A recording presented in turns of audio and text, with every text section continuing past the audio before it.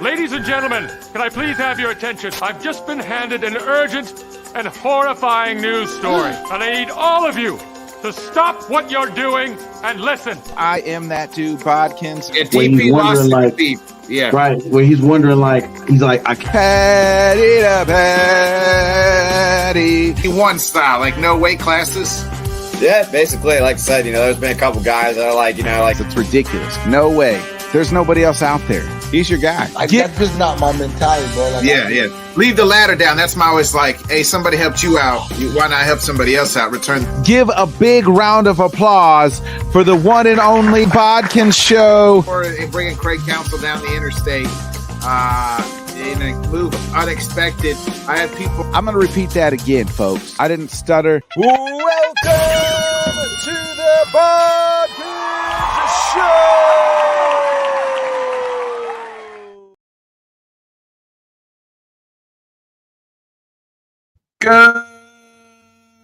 Good morning, everybody. Welcome to another great episode of the Bodkins Show, the weekly dump, where we dump everything out from the past week and everything else. We talk a little bit of sports, music, life, whatever it is. And let's remember, folks, Tuesday is voting day, and I encourage you to go out and vote, make your choice heard, or whatever you feel like, whatever. I don't, just get out there, vote.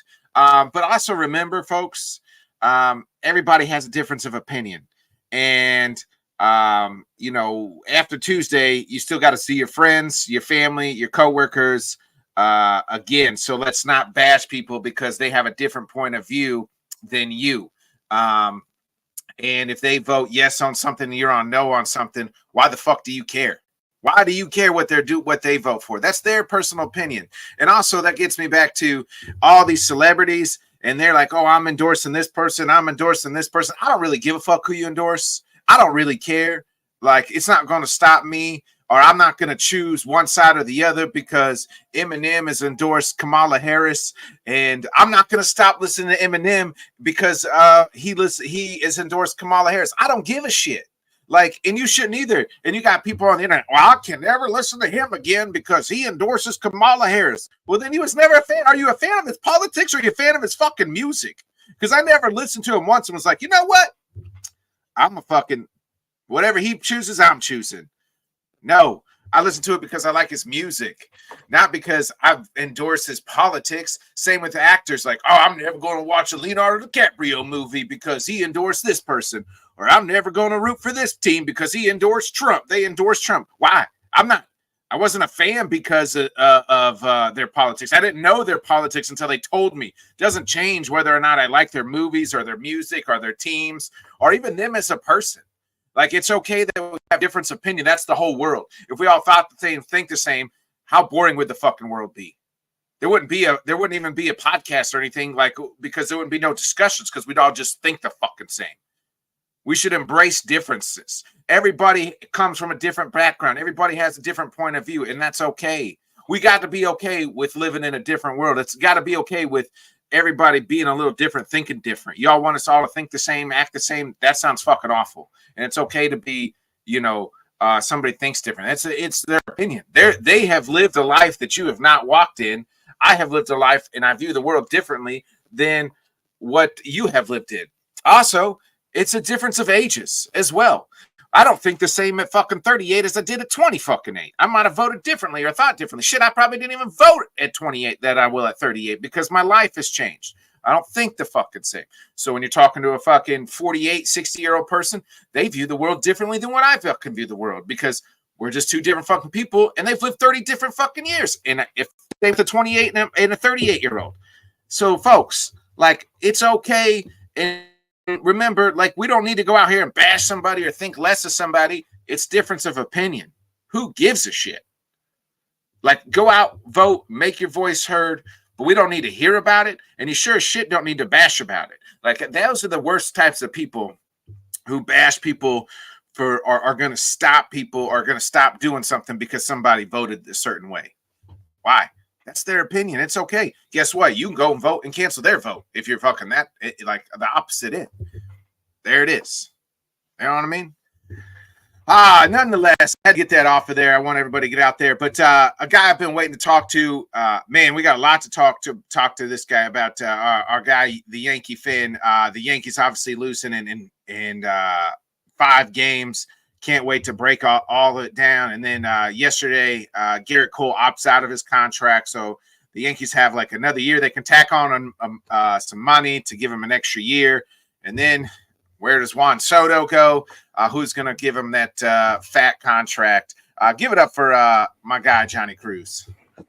What's going on, bro? That's a before we get into the abomination that was the Yankees World Series performance, to piggyback, what's going on, Shady? Good morning, bro. To piggyback on what you said about having difference of opinions, unfortunately, that's just how our society is right now. And it's not just politics, it's like with everything, bro. I mean, you see that with different fan bases of movies or sports or whatever. It's basically like, if you don't think the same way I think, then I hate you. And some people go to the extreme, you know what I'm saying? Not only do I disagree with you, but you know what I'm saying, I hope you die and I hope your mom catches cancer. You know what I'm saying? Like, right, you know what I'm saying? Right, you know what I'm saying? Like they go to such extremes, and it's like, you know, it's okay to have different opinions. It's okay to have, you know what I'm saying, civilized debates on certain topics or whatever. That's how you evolve. That's how you gather knowledge and can actually, you know what I'm saying, get smarter out of a situation. And I'm not one to like to talk about politics for that simple reason. And religion's another one that, you know what I'm saying, those two always are very divisive. But yeah, man, I mean, literally started over this type of shit. Over this type of shit, which is sad. But yeah, you know, we all have an opportunity to make our voices heard. I already took care of mine early because I didn't want to have to deal with it on Tuesday. But you do you, I do me. You know what I'm saying? I don't need to hear about it. And I'm with you with the whole, if you're letting an entertainer or something like that influence you, then that's a you problem. You know what I'm saying? You should have your own mind. You should do your own research and come up with your own opinion on something and your own decisions. Don't let an actor or a musician or an artist or somebody like that influence your decision. And I don't listen to Eminem because of his political. I don't care about his political shit. I like his music. You know what I'm saying? I don't know anybody. I've never seen anybody say, "Oh, you know what? I was on the fence." But until X celebrity endorsed this person, I was riding with them. You know what I mean? Like I see more of I can't vote. I can't ever listen to this person ever again because they endorsed X candidate, or I can never go to the I'll never wear their stuff because they endorsed X. Why? But then you weren't a fan. You know what I mean? You're not really. Like I said, I think it says more about that particular person if you have that mindset. If you're gonna let an entertainer or a musician, impact you or influence you on how you vote or whatever, or whatever you do in your life, you know what I'm saying? Like that's a you problem. You know what I'm saying? If you're taking that so seriously. So you know what I'm saying? But again, that's what democracy is about. That's what elections are for. So you can have an opportunity to voice your opinion and cast your ballot and see what happens there. But it's crazy how, families, bro, have stopped talking to each other over politics and stuff like that. And it's just sad that it gets to that extreme, bro. But so my Yankees are honestly, they got exposed for what had been happening all season long. They were one of the worst base running teams all year. They were one of the worst defensive teams. Let's break down. I want to go back to game 4, then game 5. Game 4, you guys won, but I want to get your take on Mr. Yankee fan that tears the ball out of Mookie Betts and really kind of inserts himself into the damn game. He didn't reach over. You know what I'm saying? Mookie reached into the stand. So technically, the fan has every right to go for the ball. You know what I'm saying? And hey, props. He was ripping the damn good ball out of his glove. Bro, you know what I'm saying? That's how passionate Yankee fans are. I knew you would come out here and defend your brethren. If they can help the Yankees out in some kind of way, again, it'd be different if he like reached over and like smacked Mookie's glove because he was going to catch it in the field of play. You know what I'm saying? I mean, he had to reach into the stands. So, hey, you know what I'm saying? I mean, I don't know how I would have reacted in that situation, but you know what I'm saying? It gave us an opportunity there, and then it wound up, you know what I'm saying? It wound up being for naught anyway. But you know what I'm saying? Like that situation was kind of crazy because it went the opposite way for like your Cubs. You know what I'm saying? So yeah, Steve Hartman. Yeah. He was a Cubs fan. Yeah. Right. It would have been such a. Just think how crazy that would have been if somehow the Yankees found a way to come back and win that series. Like that would have been the point of emphasis. Everybody would have pointed back to that moment that happened or whatever. But it was an interesting thing. I mean, for people that were going crazy and saying, "Oh, typical Yankee fans," just shut up, because most fan bases probably would have done that shit. If it wasn't for you, it's typical scumbag New York Yankee fan behavior. Yeah, you're just mad because your Chicago fans did it to your own team instead of doing it to the other team. But typical New York Yankee fan scumbag behavior. Hey, you do what you got to do to win, as long as it's not illegal. You know what I'm saying? And again, that's not against the rules. He was reaching into the stands. It is. You can't. He got kicked out the game, so it was illegal. Well, he got kicked out the game but I mean, again, he didn't go onto the field of play to interrupt the catch. But what I'm saying is, so it's different. So here's the fine line, and it is a fine line. To me, if Mookie's reaching over and you swat the ball, like, you know what I mean? Like, you just like bat it, like he's like this and you just swat it this way, I'm okay with that. But once he has it in his glove and you are trying to open his glove and rip the ball out, that I have a problem with, because what if Mookie Betts gets hurt there? You know what I mean? Or what if, you know what I'm saying? Like, so many things could happen. I don't feel like you should touch the player at that point in time. Is the fine line for me. So like, if the ball's in the midair and he like taps it back, you know what I mean, slaps it, you know, or one of those types of things. But it's once you try to rip open the glove, like you know what I mean, like it's like he was trying to rip that thing open like your toddler has something in his hand and you ain't supposed to he ain't supposed to have it, and you're that dad. Give me that. Yeah, that's. Well, I mean, that was the fine line for me. That's fair as far as making contact with the player and the possible injury or significance if you do something to the player or whatever. But nothing happened as far as Mookie's concerned. You know, with his health, he's fine. So you're saying again, you know what I'm saying, it's a little bump. You know what I'm saying, in the grand scheme of what happened. Like I said, it was just. It was a microcosm of the Yankee season. You know what I'm saying? Like they scored runs. You know what I'm saying? And then you win that game, and you get to game 5. And right, then and you're up 5-0 early. And then again, this has got to be one of the worst innings in Yankee history, right? Yeah, absolutely it was. And it was stuff that, unfortunately, as a Yankee fan, we saw all year long, bro. It was just, this lack of concentration and focus in those crucial situations, just error after error. You know what I'm saying? Again, the base running, it was just shit that they did all year long, but they happened to get away with it and get, I'm surprised they got to the World Series because of those types of things. Now, it didn't show itself in the 2 playoff series leading up to the World Series, but the Dodgers are a really good team, and they took advantage of those opportunities. I mean, you're up 5-0 with your ace on the mound. You have to win that game, especially since game 1 you had an opportunity to win that game, and your manager took it out of his hands, and you wound up blowing game 1. And I still go back to that. Like that was it right there.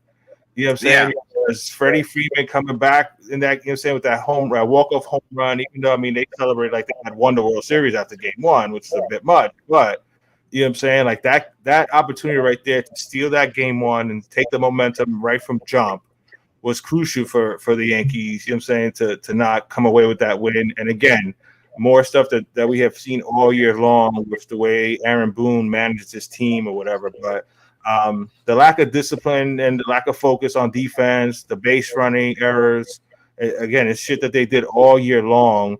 And some of that's on the coaching and Mike Stanton Giancarlo. Yeah, like, right. So, How are you going to send Mike Stanton, who can barely run? You know what I'm saying? Instead of giving him, leave him at third and give the next guy an opportunity to make something happen. And that happened all year long, bro. Like I would be surprised if he's back on the team, the third base coach, because he was trigger happy with sending people all the time. You know, saying around the third. Yeah, didn't matter who I mean, you got to get the sundial out to get Giancarlo like 40 times.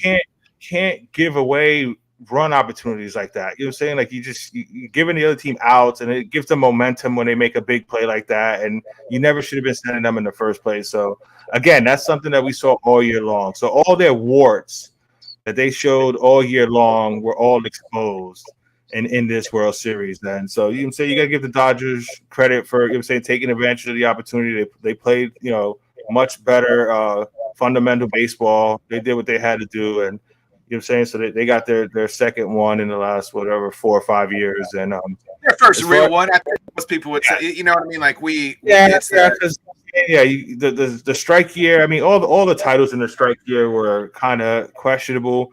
The hockey one is a little different because they still had to go, or whatever. But I mean, like the NBA one was a complete freaking joke. Doing everything in that bubble in Orlando, whatever. But congrats to the Dodgers for doing what they had to do. As far as the Cole opt out, if they add some money or something or whatever, it extends his contract from 3 years left to 4 years left. So that it initially gives him an extra year if they if they pay whatever they need to pay. I'm sure they got to pay him, right? Like that. Well, because we don't know what's going to happen with Soto, so you got to at least make sure you have your ace pitcher. Now, the problem again is we're paying him $36 million a year, and you have a freaking manager that decides to take him out of Game 1 of the World Series after 88 pitches. So it's like, are you really? You're saying, are you getting your money's worth? If you're not willing that's not Cole's fault. That's what I'm saying. Are you getting why pay this guy all that money if you're not going to use him properly? You know what I'm saying? So. But I think they will. I think they will do it to keep him there. We've got a lot of young bats coming up in the system, including the Martian, who, for whatever reason, did not even get an at bat in this series. You got the rookie there, but you never play him once or give him a pinch. Like you're pinch hitting with Jose Trevino. Like, are you shitting me? When you got this 20-year-old kid who may not have the experience but can hit a home run at any point in time, is a really good disciplined hitter. I didn't understand. Like, again, Aaron Boone proved in this World Series exactly what all Yankee fans were complaining about him for the last 5 years. You know what I'm saying? So I wouldn't be surprised. I mean, the Yankees will probably wind up keeping him there anyway because he got to the World Series, but he exposed in this World Series. My bigger concern is the Juan Soto thing, and it's only because there's teams out there that, like the Mets, who have an owner who has, an endless supply of money, so he can pay him. But I would assume that the Yankees are going to do what they can to try to keep him, but ultimately I think he's going to go to the highest bidder. I don't think he's going to go somewhere where he can't win. You know what I'm saying? So, there was a report about the Dodgers being in on him. I don't think that's true. Jeff Passan said that he doesn't believe that's true either. So I think the biggest competition for the Yankees is going to be the Mets. I read a thing it's like the Mets, Yankees. There's a couple other teams like sprinkled in, but they would have to. The money would have to probably come down a little bit. The Dodgers being one of them, obviously, Right. But no, I mean, I think the Yankees have just as much of a chance as anybody else. It's just what they're willing to pay him. And again, for Yankee fans, I've mentioned this before, but for Yankee fans that are trying to say, "Oh, you can't pay him more than Judge," that's the most ridiculous thing I've ever heard. Saying he's almost, he's like 7 years younger than Judge, and he's a generational player. So you pay them what you have to pay them to keep them. So but we'll see what happens, but. Like we have, like I said, the Jason Dominguez kid. We got some young hitters coming up. We don't have the pitching. So I think the Cole extension that needs to happen. Yeah, I think so too. They'll have to figure that out. I wanted to go back to Game 5 real quick in that meltdown.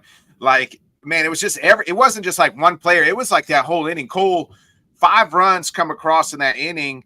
In 0 earned. So like some of it obviously was the drop ball by Judge, the I don't know if you First blame Rizzo all year. like Cole, like you know what I mean, like that ball's right there for Riz, and like he's thinking Cole's covering. At first, like that play, Cole was down, like back it up. Ben said they had 2 strikes and just couldn't, you know what I mean, couldn't get out of that inning. And it seemed like once that happened, like that'll be an inning, I think, like where Yankee fans and like they'll look back and be like, man, like that's a game we should have won. We're up 5-0 with our ace on the mound. Ace on the mound. You have to win that game. Right. You know what I mean? Like game 5, like that's a game like you're going down 3-2, going back to LA in 6 here. Right, and then you switch. The pressure completely jumps onto the Dodgers at that point. Yeah, you know what I'm saying. You make it 3-2 heading back to LA. They got all the momentum, right, and they have the pressure of trying to close it out in 6 because you never know what's going to happen in the game 7. But again, this was exactly what the Yankees have done all year this year with their lack of fundamentals. Covering first base by a pitcher. Just routine ground balls. Again, that was Aaron Judge's first error all year, bro. And the first error you have, the first error you have is in that inning, game 5 of the World Series. So it was just disheartening, and it's just like I couldn't believe what was happening. You know what I'm saying? Like again, you're up 5-0.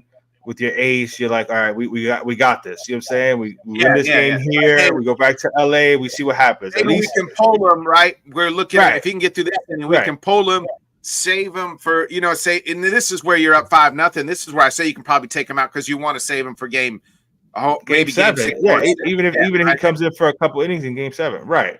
You know what I'm saying? But and then the other thing, you know what I'm saying, that's just like don't let them celebrate on your field. You know what I'm saying? Like defend home turf enough to where you got to go back to LA, and if they win it in game 6, hey, at least you made it respectable. You know what I'm saying? You made it series respectable. But and then you're looking at game 1 as being the difference in right.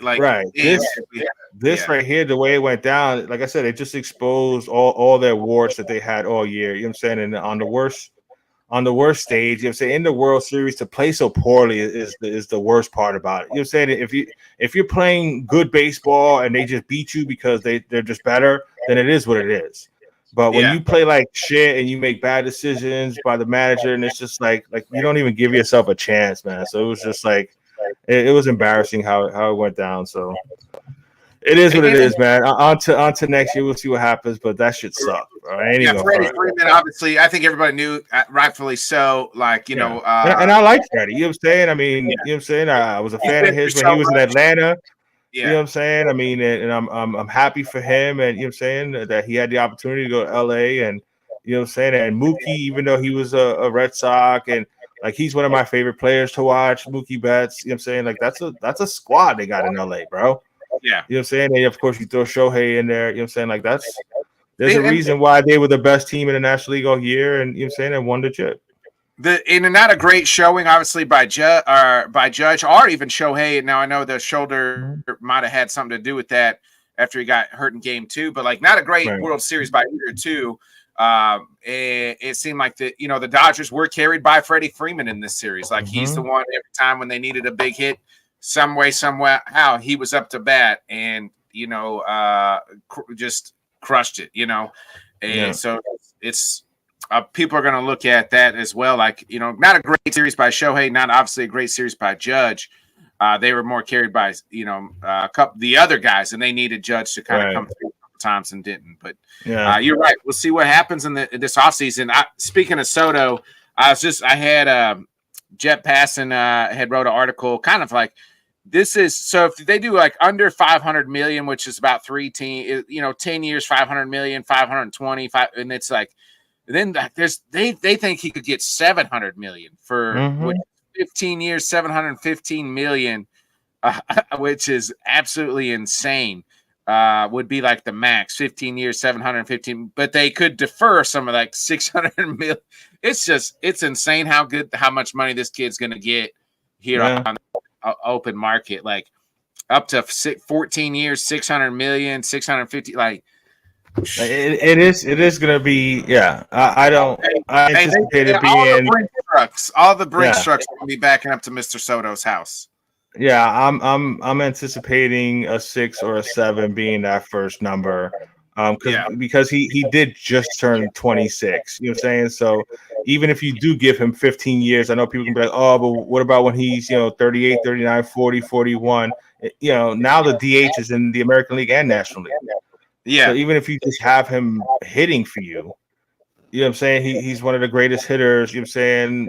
I mean, all time already in the little, in the few years that he's played already, he's put up phenomenal numbers. So, yeah, man, props to him. You know what I'm saying? What a time to be a 26-year-old ball player, bro. Yeah, I'm trying to find this quote before we move into. I do want to get your opinion on this Joel Embiid situation. Now, this has been reported this morning. So obviously Joel's kind of going through it, right? Like he's not playing the back-to-backs, and everybody is absolutely shitting on him. Rightfully so, I feel like. Rightfully so. I agree. Imagine if, where we just could show up to work half the fucking time. Now, last night he punches a reporter. Allegedly, here's the story here.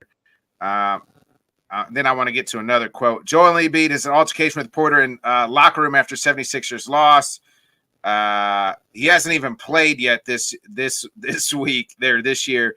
Embiid reportedly assaulted a reporter in the locker room. This is serious, unacceptable situation. See, it says Shams kind of reported like the reporter had said something about his belated brother and his son, and Embiid took exception to that and has punched the reporter. Let's see, consistently points. Yeah, it says. Okay. In fact, he often says he wants to be great to leave a legacy for his boy named after his little brother tragically died in an automobile. In order to be great. Okay, so here's the quote from the reporter that he wrote in his column, and this is what struck a chord with Embiid. So Joel Embiid consistently points to the birth of his son Arthur as a major inflection point in his basketball career. He often says he wants to be great to leave a legacy for the boy named after his little brother, who tragically died in an automobile accident when the 76er, Embiid was the 76er. Well, in order to be great at your job, you have to first show up for work. Embiid has been great at just the opposite. So Embiid took exception to that and has now struck at the reporter.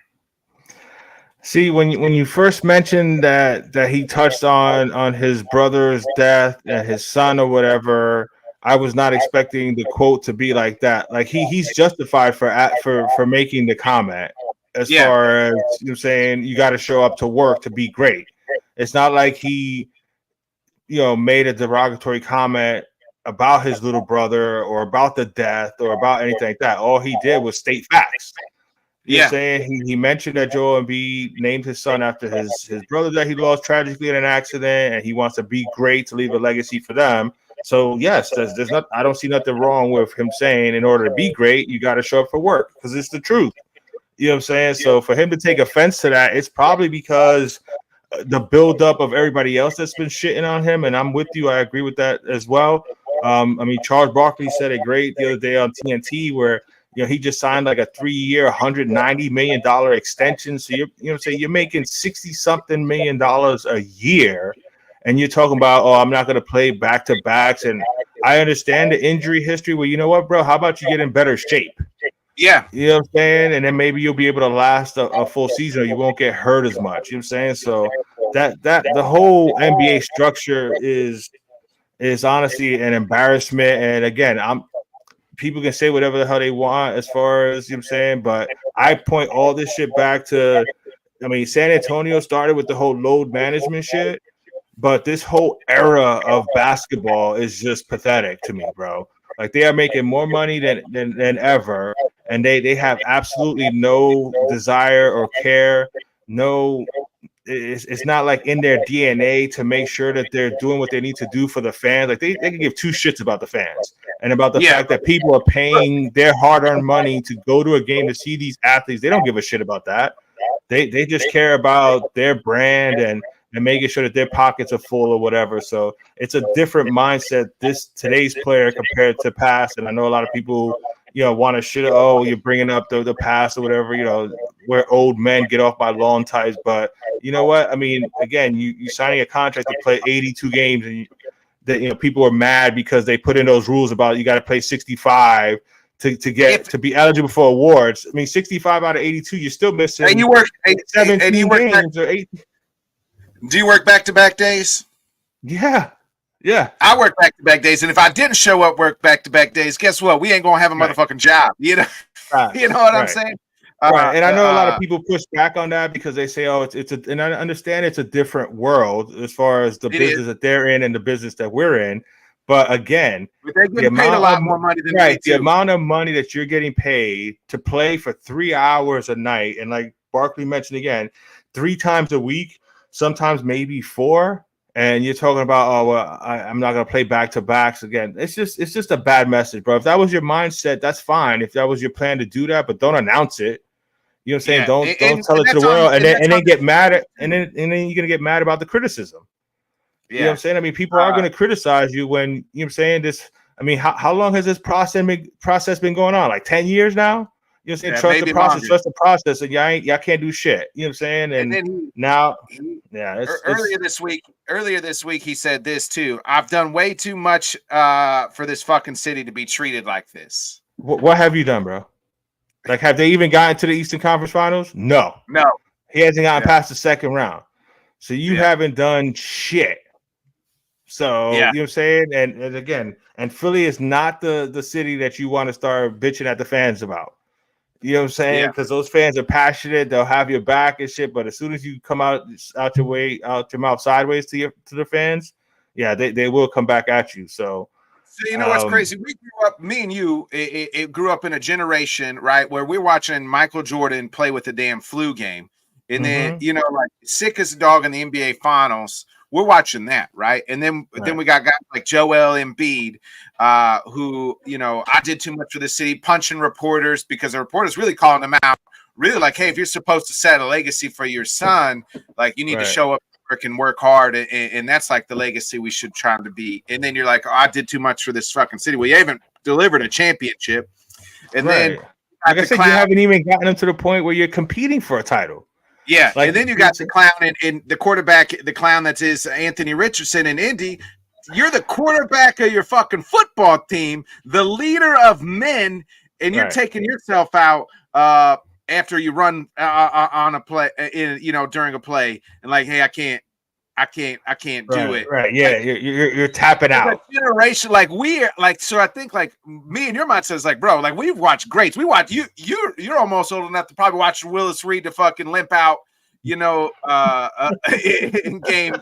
in the NBA Finals. Like we've seen players hurt. Like I've heard stories of Ronnie Lott having to sever his finger at halftime and go back out there. Like my dad told me stories about like Jack Youngblood playing in the Super Bowl with a broken leg, right? Like this, like we're just in a different time. And I get these guys make business decisions, but like also that's your job, bro. Like every person in America goes to work or in the world is gone to work, hurt, sick, tired, stressed out. And we ain't getting paid half the fucking money that they're getting paid. Right. Not even, I mean, we're barely getting a percent of what these guys are making. You know what I'm saying? To be honest, if you break it down, it is a different world. And again, it's just a mindset and the thought process of like, you mentioned Michael Jordan and Kobe was the same way. It was just like, it's my, I think Michael Jordan like said a quote about when I go out there to play, I have to give my hardest because if somebody paid their money to come see me for the first time,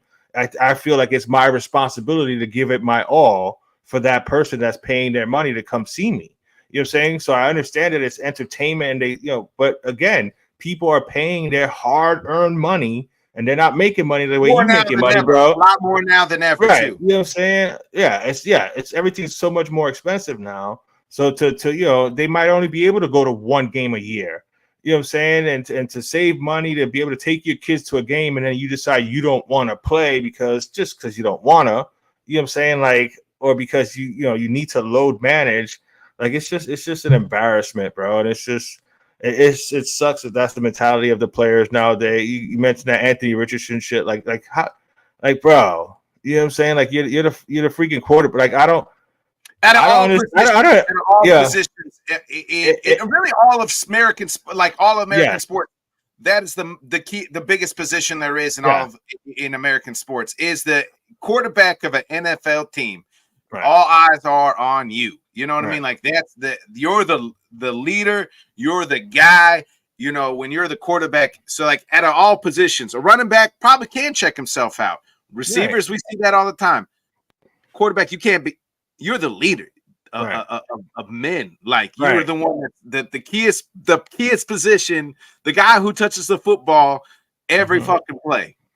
Right. Offensive linemen ain't checking themselves out. You know what I mean? Right. And my question is like as a teammate, like how do you know what I'm saying? Like, you know what I'm saying? Like I'm always gonna look at him sideways from now on. You know what I'm saying? Like, okay, so you're ready to just tap out, you know what I'm saying, because you're tired. You know what I'm saying? Nah, bro, you catch your breath, you go back in the huddle, you call the play, you got 40 seconds, you call the play, you slowly walk up to the line. Shit, if it's a passing play or whatever, I check that bitch to a running play and just to give yourself a second, you know what I mean? To catch your breath. But to want to check out and then the way he said it afterwards was like, oh, I was just tired. You know what I'm saying? Like it was nothing. And again, bro, you could have said I thought I hurt my hammy or something. Like I thought I pulled something or like, you know, but again, that's the mentality that there's no accountability for it. It's like, okay, so I was tired, so I needed a break. So what? You guys will be all right. You know what I'm saying? Like that's the mentality of today's sports fans. And you know what I'm saying? Like it's just, it sucks. You know what I'm saying? Like that. I mean, I'm obviously gonna continue to watch sports. I love sports or whatever, but the mindset of today's athlete is just nowhere near what it was back in the day. And I know I know there's gonna be a lot of people that are gonna be like, oh, well, you're just old or whatever. Nah, bro. It's just, you know what I'm saying? It's your fucking job, and you get paid hundreds of millions of dollars to do this job. It's not like, you know what I'm saying? It's not like you're working in a coal mine or some shit like that. You know what I'm saying? Like you're playing a sport for a few hours. It's not like you're playing in a tournament that day and you're playing 4 or 5 games in one day. You're playing for a few hours. If you're not in enough shape to play the whole game, then there's something wrong. Right, and that's on you. Yeah. You know what I'm saying? That's you not being responsible, you not being prepared to be able to get through the game, or in Joel Embiid's case, you're not preparing yourself in the off season to be able to get through 82 games. You know what I'm saying? Especially because back in the day, those players weren't skilled, you know what I'm saying, like that. But how did they manage to get through 82 games? Craig says his ARs cry out to the Colts to stop making them run and take hits. Probably. Then he should have just straight up said that. They need to stop running me. They need to stop running. They need to stop running me so much. You know what I'm saying? Something. You know what I'm saying? But that's a good point, Craig. But it's just, like I said, it's just crazy, man. You know, again, you're getting paid hundreds of millions of dollars. You know what I'm saying? Like where's the pride to like want to be there for your teammate and your fellow, you know what I'm saying, your fellow guy there? Like I don't. And back to the Embiid thing, you can't put your hands on nah, bro. You can't assault somebody. You know what I mean? You can't go out and assault a reporter and things like that. And really, like what I read, and I was with you, I did not know until I read the quote. Like I was like, oh, what did he say? You know what I mean? For somebody to want to put hands on somebody, you're thinking, oh, it's got to be something malicious. Yeah. But it really wasn't that. I wouldn't think that bad, right? Like he's really just, again, to me, counting like, hey, you're saying this, but you're acting this way. So you know what I mean? Like that's accountability, really. He's kind of holding that Embiid accountability, like just much like we do with anybody else. Hey, I always say actions speak louder than words. Like when I speak to my kids, you could tell me one thing, but you're showing me another. So action's gonna speak louder than words. So if you want to be great, you're not doing what is saying what you need to do to be great. And you're saying you want to leave this legacy, but you're not doing what you need to be doing to leave a positive legacy. And Embiid can't just go out like, well, striking, getting into altercation with this, physical altercation with a reporter.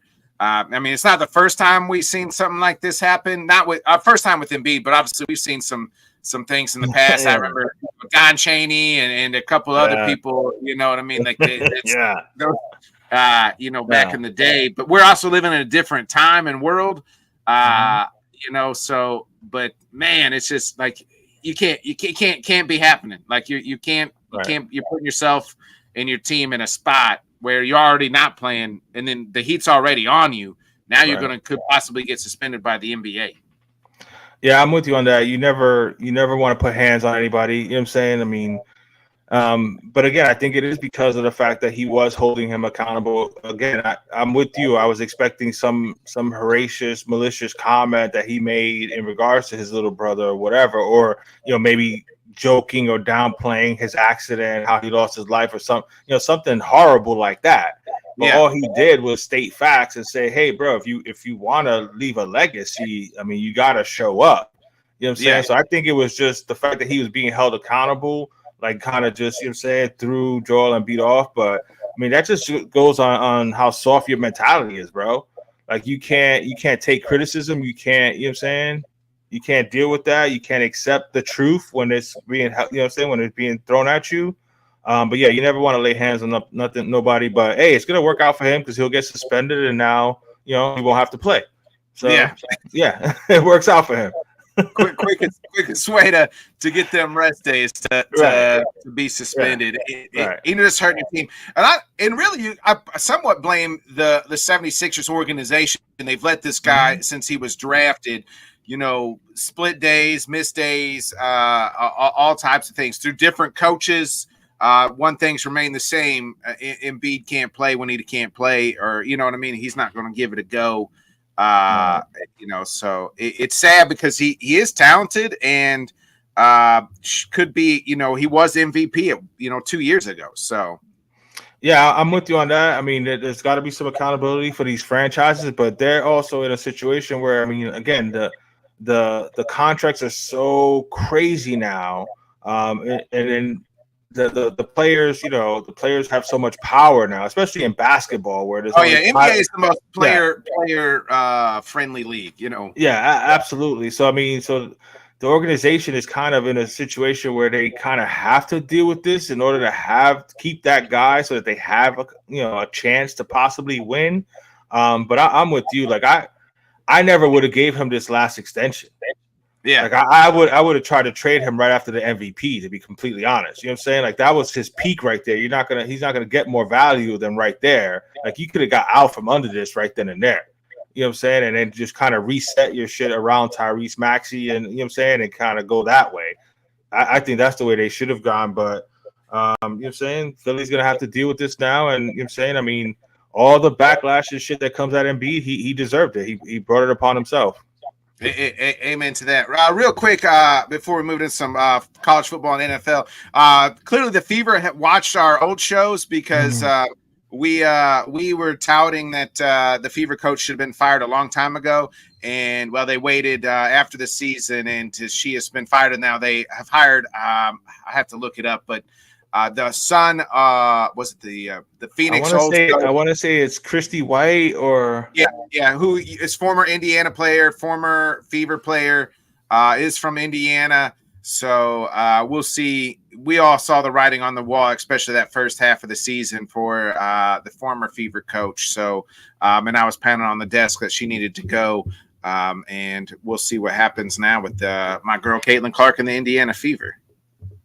Stephanie White, excuse me. Yeah. So they hired Stephanie White, who was the coach of the Connecticut Sun.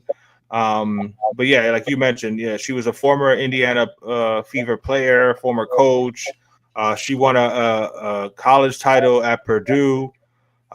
So she's going back home. You know what I'm saying? And she's been one of the ones that has acknowledged Caitlin's greatness. You know what I'm saying? She was on the call on some of her college runs or whatever as an announcer. So, and you could hear the fact that she acknowledged how good Caitlin was or whatever. So, she's not going to have a problem dealing with everything that comes with Caitlin Clark. You know what I'm saying? She acknowledges the fact that she is a special talent. So they're going to build around what she does well. And I think that's what Caitlin Clark needed. She needed a coach that was going to basically build the offense around what she does well, as opposed to just having this mindset of, no, we're gonna slow it down, and we're gonna play inside out because you got Aaliyah Boston, and I love Aaliyah Boston, but she's not the number one anymore. You know what I'm saying? Yeah. She's the number two, and she actually worked hard to get herself in shape to be able to run the court with Caitlin. So she did what she had to do to be able to play with Caitlin.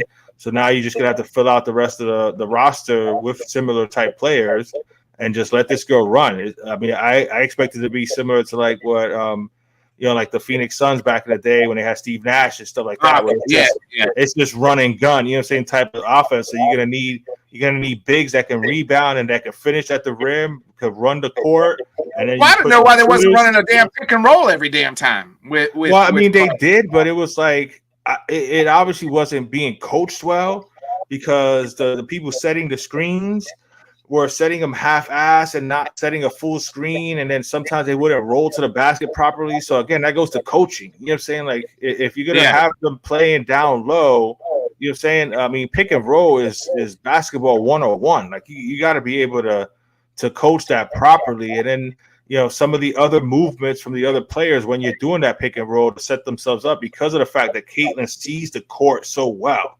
You know what I'm saying? And you got to have movement and stuff like that. So I expect Stephanie White to do a really good job with coming up in Indiana. And I've been pounding the table for it. I wanted them to make this move at the trade deadline, but Satu Sabali is a small forward, power forward for the Dallas Wings. She can score. She can defend. She can run the court. She's a free agent. She's the sister of Niara Sabali, who just won the title for the Liberty. There's rumors that she might go to the Liberty, but if I'm Indiana, I give her whatever she wants to get her. You know what I'm saying? Because she could replace Nalissa Smith, who is the girlfriend of Dejanay Carrington, the one that had all that drama. She plays the position, and she's a 10 times better player. You bring her onto this Indiana Fever team and kind of tweak a player here or there, they'll be competing for a title next year, bro. I have no doubt. Yeah. Let's get into some college football real quick. Ohio State gets the big win over Penn State yesterday, 20-13, to kind of save their season. Your Canes obviously roll over Duke. Not too many upsets. Indiana, man, continues to roll 47-10 over Michigan State. Houston upsets K-State yesterday. Texas A&M in a game that they had to have to kind of keep their season alive. Loses to South Carolina in the big upset, 44-10.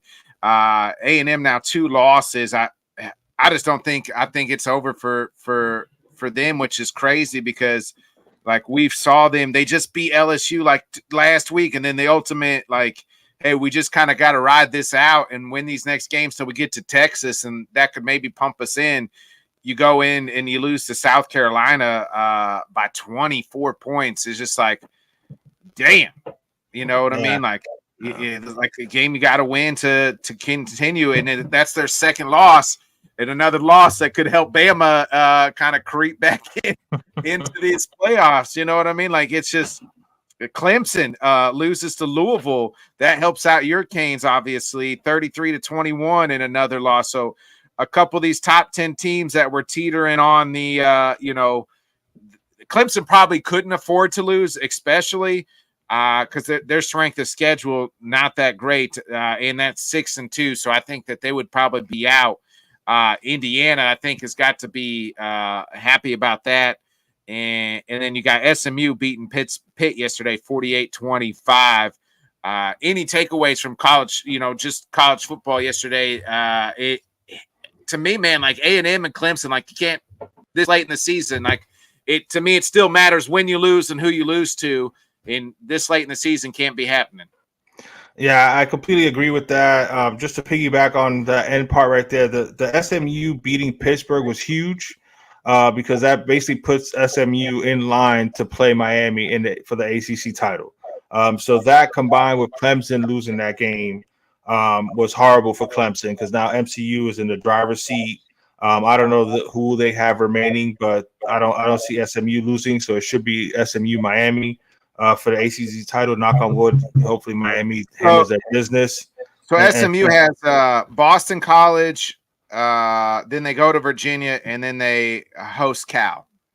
Okay, so it's 3 winnable games, especially with the way they've been playing. So But this game that they had against Pitt, because I want to say Pitt was undefeated up until this point.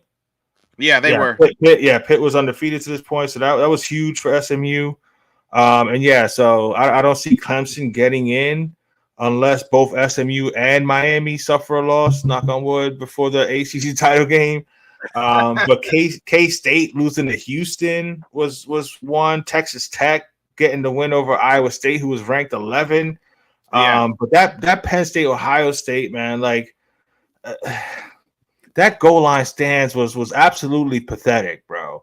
Like you're right there inside the 5-yard line, and you just basically run straight up the middle, say into a brick wall three straight times, and then on your 4th down play, you run like a play action, but like there's no movement. You got 3 guys like all in the same part of the field. Like if you haven't got the first 3 times, and I understand they had to go for it, like right.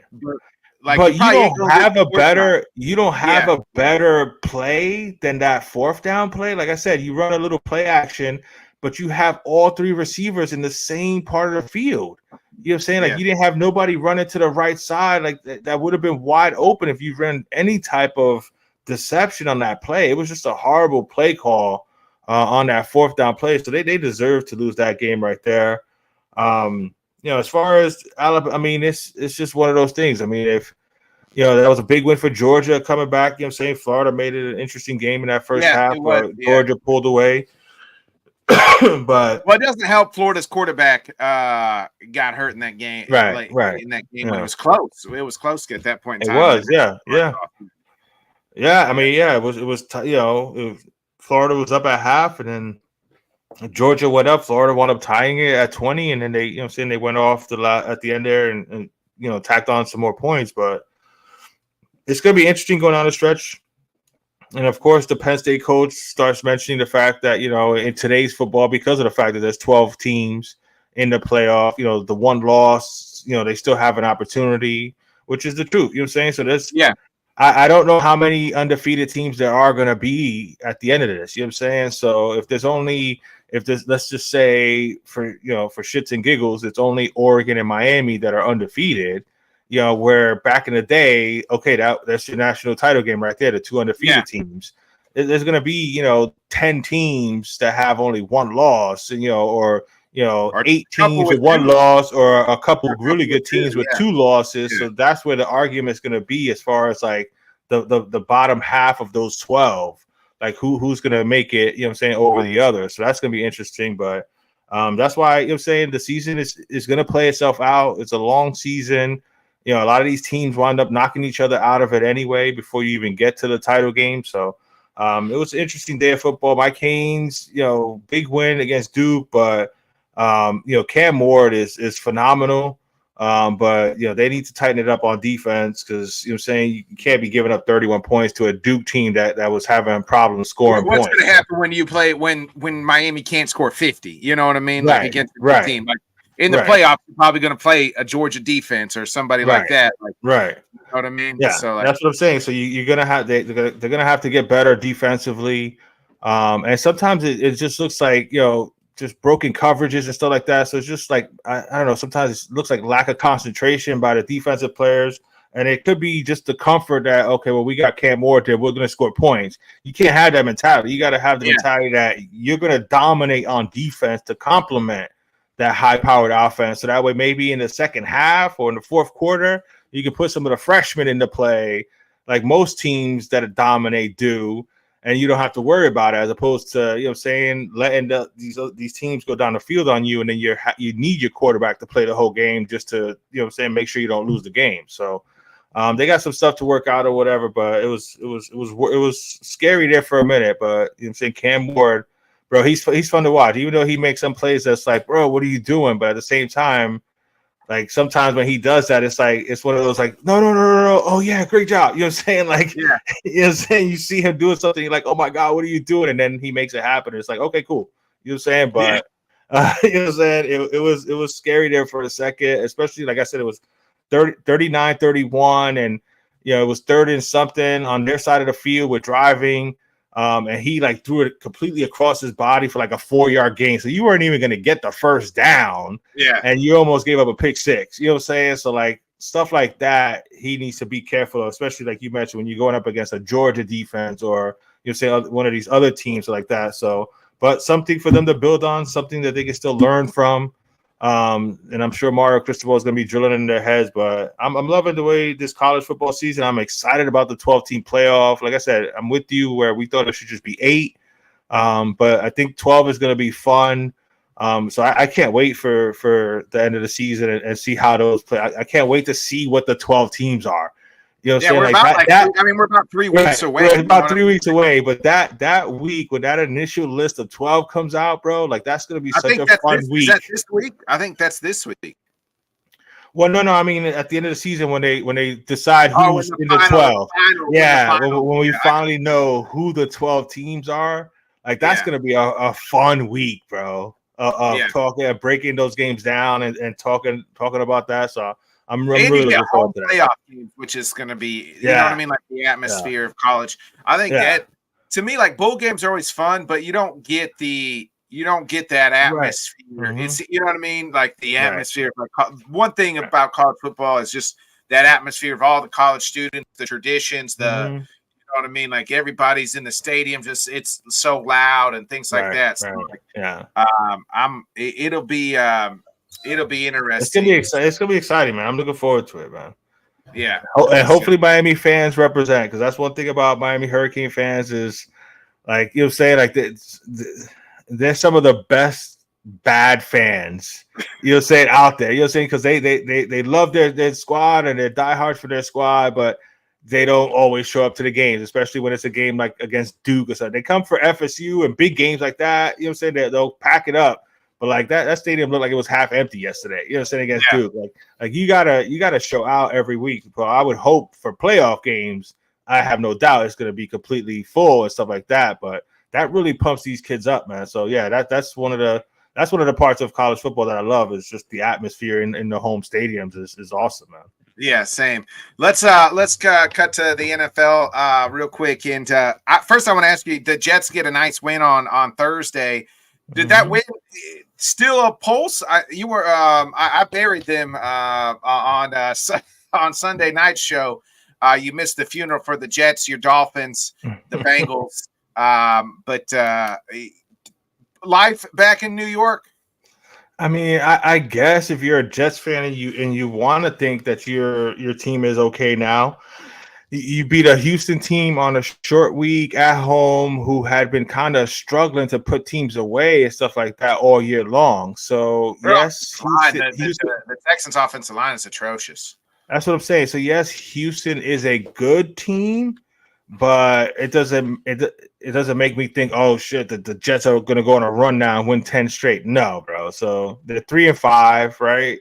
So there's still a long way to go. I mean, Buffalo is still the number one team in our division. So no, I mean, I guess it's better than being 2-6. So good for them for getting a much needed win. Jets are 3-6. Jets are 3-6. Okay, they're already 3-6. So yeah, I wouldn't start pounding your chest, Jet fans. You know what I'm saying? Because they did the same thing when they beat New England a couple weeks ago. They went, oh yeah, well, you know what I'm saying? That was such a phenomenal game. You know what I'm saying? Beating the New England Patriots on a short week. Like, get over yourselves with that shit. You know what I'm saying? Like, it was a much needed win. We'll see what happens if they can carry it going forward, but I don't take much out of it except for the fact that Houston is not who we thought they were going to be coming into the season. But they play in a pathetic division, so they'll win that division by default anyway. I agree. I don't think the Texans are as good as we thought they were. No. To quote Denny Green, they are who we thought they were, but I don't think the Texans are who they thought they were. I don't think that they're playing as good as, and I've talked to our guy Carlos and Rios about it. Like, hey, what's going on there? A little bit of the injuries, but they just said that offensive line is like, shredded cheese. Like they're just not, they're not playing great. Stroud is a pocket passer. Now he is obviously mobile, but, loves to stay in the pocket and throw, and he's not getting that done. because the offensive line is crappy. Then obviously the inaccuracy. What game are you looking at today's game? Obviously I'm the late slate for me, Packers Lions. Like I got some stuff I got to do this morning.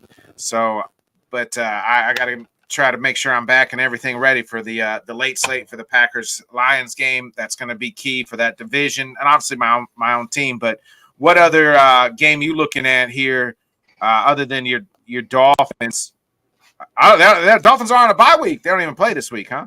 No, they play at Buffalo. It's probably just in small. It's in small writing all the way in the corner because nobody cares about this game. To be completely honest, but no, yeah. I mean, obviously, I'm going to check into my Dolphins game, see if they can some type of at least keep give themselves an opportunity to see what they can possibly do. But Buffalo has just been so dominant against my Dolphins for so long, so we'll see if Tua and Miami can come up with some way to can they cover the damn spread? Can they not get blown out? You know what I'm saying? Yeah. But I don't know. So I picked Buffalo on our picks because I just can't trust the Dolphins to do shit. You know what I'm saying? But we'll see what happens there. But no, I'm gonna be all out. Like I'm gonna have. I ain't gonna even front. I'm gonna have Red Zone on for the 1:00 games. That's how uninterested I am right now in watching my Dolphins. So I'm going to have the Red Zone on, and then I'm going to be watching your Packers against Detroit. That's to me, that's the best game on this week. The Monday night game would have been much more interesting if guys were healthy for Tampa Bay, but they're not. You know what I'm saying? So besides that, I mean, maybe the Rams Seattle might be an interesting game. I think so. That to me is interesting because if the Rams can win to get to 4-4, it puts you in first place in that division. Right. You know what I'm saying? I mean, I know probably, a lot of people, or at least ESPN or whatever, are going to try to hype up the Dallas-Atlanta game. But, I mean, if Atlanta does what they need to do at home, especially the way they've been playing offensively. Their season's over. I buried them last week. Yeah, Atlanta should win that game, against Dallas with no problem. But, there's not really much. You've said is May playing for New England? I think so. Okay. And to clarify, no team has beat the Lions. After playing the Lions, they usually lose the next week. Right. So the Titans probably could be on that. Okay. So yeah, I'm sure because that's how physical of a team Detroit is, bro. They beat the hell out of you, and you're feeling it the next week. That's quite a. That's a nice little feather under their cap, for Detroit to have. But I picked your Packers to win this game, plus the 3 points. Because you have Jordan Love. You know what I'm saying? I mean, when you have one of those dudes, you always have an opportunity to win the game. And as well as Jared Goff has played, he can't just do it all himself. First thing, this is the first Lions game that they've had to play outdoors. And it's going to be cold, wet, and rainy, and those usually spell for a goof game instead of a golf game. Right. And that's when Jared Goff pisses down his legs when the weather's when it's not a nice, indoors. Right. Yeah, air conditioned. Saying right inside the dome or whatever. But no, so I think without a doubt, like I said, the Rams Seattle one could be an interesting one. That Indianapolis Minnesota game is absolutely dog shit for tonight. Minnesota should just absolutely destroy the Colts. Oh, Joe Flacco, baby. Joe Flacco can play well. You know what I mean? So in the end, Richardson was too tired to play this week? They benched him for the rest of the year. For the rest of the year? So, they said it wasn't because of the tired thing. It was it was because of the tired thing, bro. It's because, he's also bad. He's he's horrible. He's horrible. He can't throw. Like they listed off the people who his stats are lower than, like throwing percentage wise or something like that. You're talking Tim Tebow, Jamarcus Russell, and like Johnny Manziel. Like you know what I mean? That's how bad it's been for Anthony Richardson. So Joe Flacco gives the team the best chance to win it. At least they know that. At least they're being honest with their players. Like, don't be like the Browns who were like, oh, we got to keep running now. They kept running out Watson, even though everybody already knew that Jameis was going to could give them a better chance to win. Right. And we saw that last week with the upset of the Ravens, Yeah, I'm glad you told me that. I picked Minnesota minus the 5. I may switch that up now that I know that it's Joe Flacco, because Joe Flacco will give Indianapolis a better chance, and they've got some players on that team. Is JT back? Yeah. So I'm definitely switching that one. So I'm saying it on the record, Tanner, that I'm gonna switch. You might need to text him in the group. I'm still gonna text it in the group chat, but I'm just making it known to the world in case I forget to text him after the show. But yeah, Joe Flacco definitely gives them a better chance. But yeah, besides the Rams at Seattle, I have no doubt the game of the day today is your Packers hosting Detroit. That should be a fun game. I'm also interested in the Bears Cardinals game. I can't make out either team. I don't really know what the Cardinals are, and I don't really know what the Bears are. Like, the Bears can't beat anybody good, it feels like. Right. And then the Cardinals, it's just like every other week, like I don't know who the hell they are. Like, they beat some teams where you're like, man, that's surprising. And then they'll lose to it. Like, they're 500 team, I guess, and that's exactly what you would expect from a team you don't really know. I picked them. I picked them because they're at home.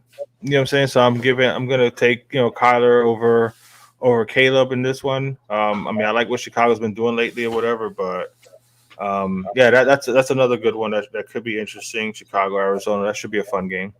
Let's get into our reviews of the week. So you said Agatha all along. I never even heard of this show, John. Yeah, it's a Disney Plus Marvel show. Marvel Studios. Agatha all along is Agatha Harkness she's a witch in the Marvel universe, and it coincides with the Scarlet Witch, which is Wanda Maximoff, the Elizabeth Olsen character from all the movies and stuff like that. So it's got something to do with her. Wanda. Yeah, from WandaVision or whatever. She was the bad guy in WandaVision. So they gave her a spin-off show, and they did it basically to introduce Wanda's kids, because they're big into like the Young Avengers.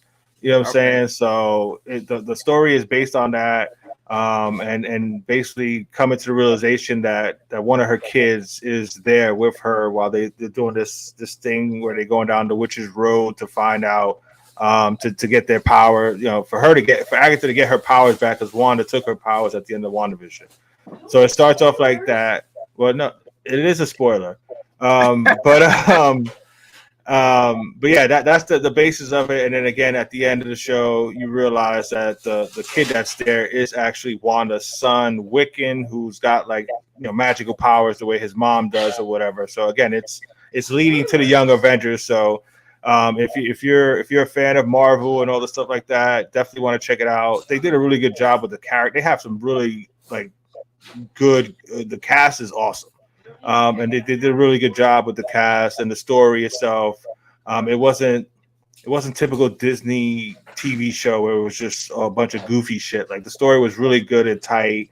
It was well broken down or whatever. And at the end, you're like, when they finally reveal it and show you all the little clues from the whole series, you're like, oh shit, I missed that or whatever. So it was actually well written and well done. So I enjoyed it a lot.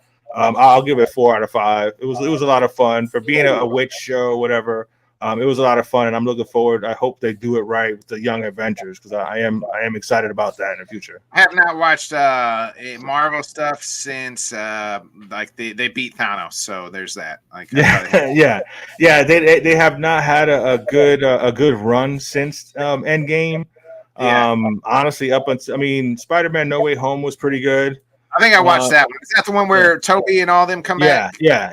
That was a good one. But of course, if you're going to bring back other Spider-Man from other universes, people are going to watch that. You know what I'm saying? Yeah. So it was a good story every time. Right. You know what I'm saying? But they tried to just go with that with all their other shit. And you can't just throw Marvel on it and think everybody's just going to, the story and stuff still has to be good. They actually did a really good one. As far as their shows, like, this one is about as good of a show that they've made on Disney Plus. You know what I'm saying? Like, Loki is a really, really good one. If you're a fan of Marvel at all and you haven't checked out the Loki show, check out the Loki show. It's well written and well done. That was a really good one. Hawkeye was a pretty good one as well. But Agatha all along was really good. And again, it leads you towards the Young Avengers, and I'm looking forward to the Young Avengers. That's a fun comic book series. Okay, So I reviewed the new Nice. Tyler Creator album.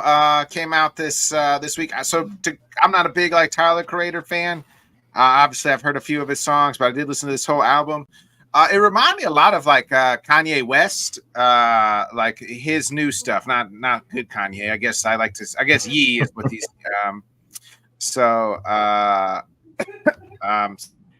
Scott chiming in here. How you guys are moved up to 17-3. Hey, well, there you go. Hey, keep betting on the Celtics there. Tyler Creator album. It was okay. Like I said, it's kind of remind me of the new Kanye West or Yee. Now I love old Kanye, but nonetheless, the album was okay. I thought a lot of songs sound the same. There was a couple good songs in there. I'll give it about a 3.5. So. I mean, that's not too bad. It was, I mean, that's not what you want to hear about an album. It was okay. You know what I'm saying? So, but I mean, and again, I'll get the whole, you know, say you're an old man, get off my lawn, stop playing that noise shit. But that's unfortunate with a lot of like the music, like you mentioned, a lot of the songs sounded the same. Like that's the thing that throws me off with a lot of like more modern music is like switch up your flow, and you know what I'm saying, like that's what makes that's what makes a great album. If you don't know when a song ends and another song begins. You know what I'm saying. So those are what make those ultimate albums where each song is its individual body, and then you know what I'm saying, like it can, especially with music and stuff like that, a lot of that storytelling, you know what I'm saying? So you can go from one story to another with a different beat and a different flow. And it's just, those are the all-time greats or whatever. But, you know what I'm saying? I mean, if you're only going to find 2 or 3 songs on a whole album, that's good. I mean, thank God for streaming now that you don't got to go buy a whole CD. You know what I'm saying? Spend $20 on a CD for 2 songs. Yes, when you bought a new album, you're like, man, I love this one single. Right. And you buy it, and then the whole album, that's the only good song on the whole album. Right. Like, damn, I wasted $15, $20 on this bullshit. Yeah. And it was worse when I was young and you buy a cassette.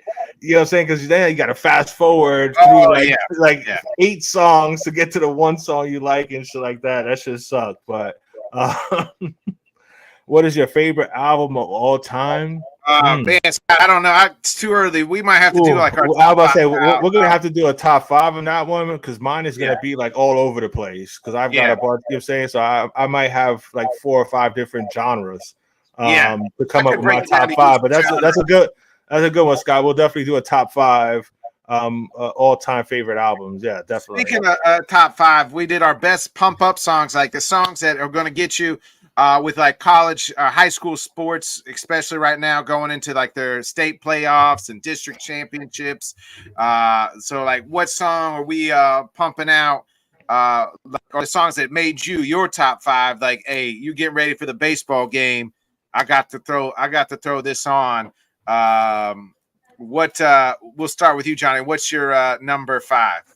All right, I'm throwing this one out there because this is one that's always, you know what I'm saying, it's always played at the stadiums or whatever to pump the crowd up or whatever. But so I just threw it on the list just kind of out of respect for what it's been. But I'm putting number 5. I'm putting "We Will Rock You" by Queen as number 5 on the list, and then the next 4 are more like personal to me when I played and stuff like that. But I had to throw "We Will Rock You, We Are Champions" out there by Queen.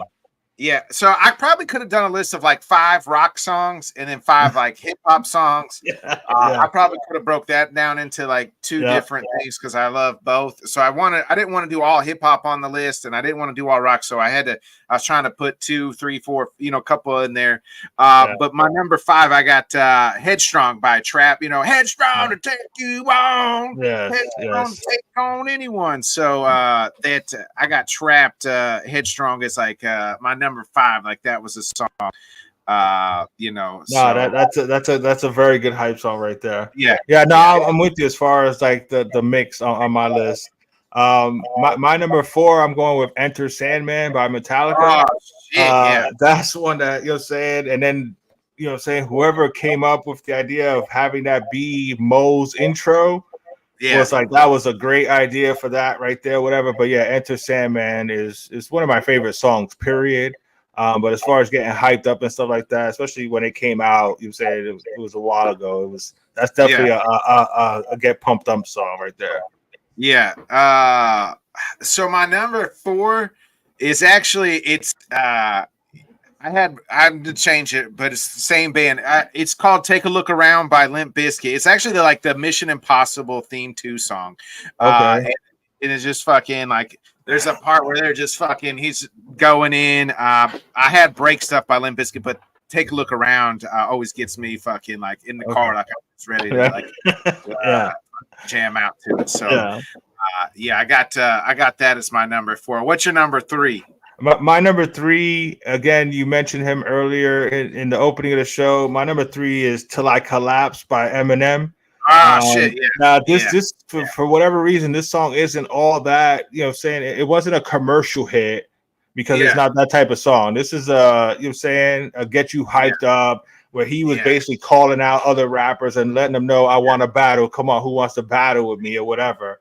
Yeah, but you got Nate Dogg on the hook. Yeah, you got Nate Dogg on the hook, and it's just a boom, boom, boom, boom. You know what I'm saying? So it's just it's a pump up song. Raps, yeah. Yes, you know what I'm saying? And it's on his Eminem Show album. So definitely check out "Till I Collapse" by Eminem. That will get you pumped up, bro. Yeah. So I was thinking back in high school where you trying to, whether it's football, baseball, whatever sport you put, what you doing? You're trying to put on for your city. So put on by Young Jeezy and Kanye. That is my number 3, because when you in high school, like that's the, you know what I mean? You're trying to put on for your squad, your team. Right. So I had to put Jeezy on, and you could be from a small town like me. You still like, hey, we represent, and we got to put on for our school here. So put on by Jeezy. That's an absolutely great one right there, bro. That's a great one right there. I wish that was. I definitely would have been jamming that in high school if it was out when I was out of high school too when it came on, but still you imagine hey. That would have been banging in the locker room before the game. Yes. And that's what leads me to my top 2, because these two were playing in my last couple years of high school, when I played ball. But my number 2 is "Jump Around" by House of Pain. Got everybody hyped up and stuff like that before the game. This one was honestly more for for our baseball team. We played that a lot during the baseball season that year, and it just got everybody hyped up or whatever to go out there and get this game going. So I got "Jump Around" by House of Pain as my number 2.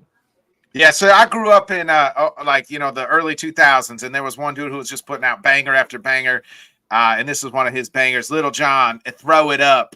And again, it's like talking about representing your city, your squad, like throw it up. Hey, if you from LA, throw it up. Right. And so I have "Throw It Up" by Little John as my number 2. There was another one by Little John that I almost threw on the list, bro. I gotta check to see what the song was. Damn, I had it right there too. Anyway, there was another Little John Troy on it as well. Right. Yeah. So yeah. I'm Pastor Troy and I throw it up for the home team. So, yes, that's probably the one I was thinking about too. But no, I like that one too.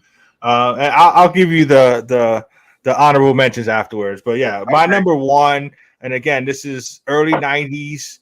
But my number 1 is "Welcome to the Jungle" by Guns N' Roses. Oh, this was actually my high school football teams. Like, this is the music that we played at our stadium as we were coming out for the game. Yeah. So that song right there, that will forever be burned into my brain right there. "Welcome to the Jungle" by Guns N' Roses. But just to hear that guitar intro and stuff like that as we were running out on the field or whatever.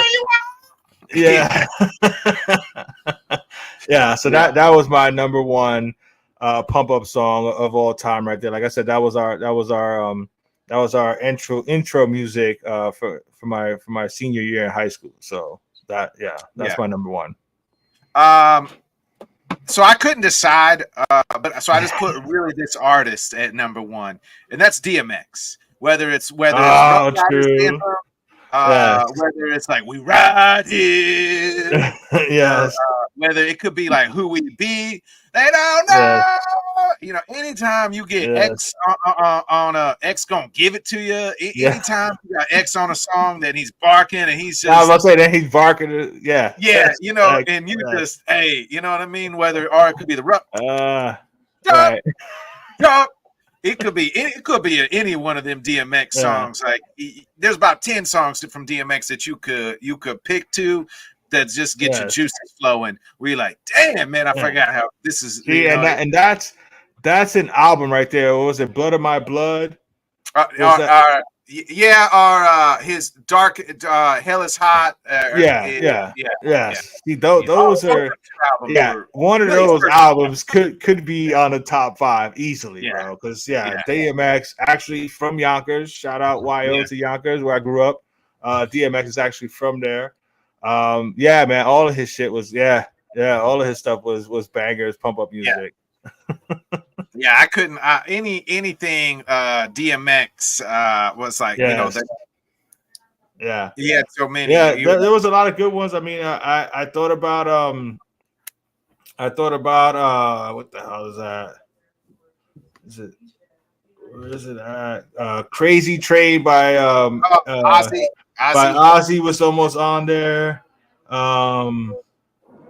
I mean, for the new school people, all I do is win is probably up there for them. Bring them out by T.I. I had that one too. Yeah, that was a good one. You know what I'm saying? I almost threw that one on the list because I like that song a lot. That's a good one. When you running out the tunnel song, right? Like, right? Yes, I mean? Like, bring them out. You're like, shit, yeah, we about to bring them out, boss. Yes. Hey, bring them out. Then you lose by 30. You know? So, yeah. That was a good list, bro. That was fun. Yeah, I had. We're definitely gonna have to give the people our top 5 albums, and we're talking about albums where you don't have to touch the dial at all. Yeah, you know what I'm saying? Like you just let it ride, and you're gonna enjoy all the songs on that album.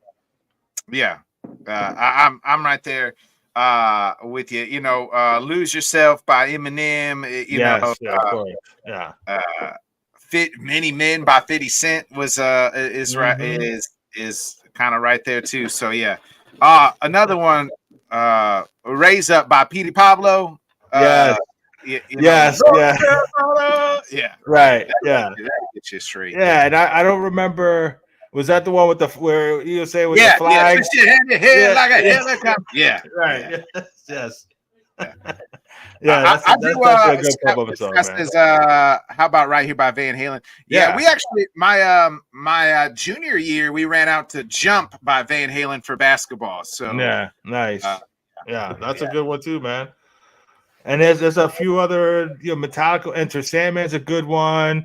For Who the Bell, the bell tolls. I mean, there's a lot of good.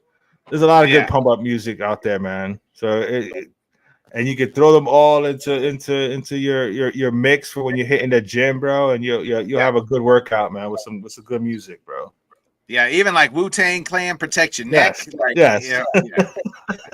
Shit, most of Wu-Tang shit was all hype shit. You know what I'm saying? Yeah. So a couple of those. Man. Well, we hope me and Johnny hyped you up for the week, folks, and we dumped everything out for this past week.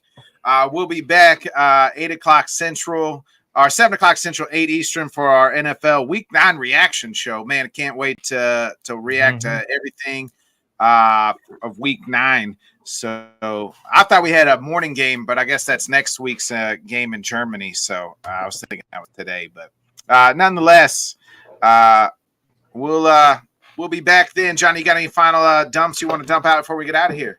No, just fun to be back here. I should definitely, God willing, be be present for tonight's recap show. Apologies for missing last week.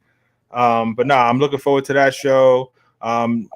Do me a favor, people, hit the subscribe button, smash that like, turn on your notifications for all things the Bodkins Show.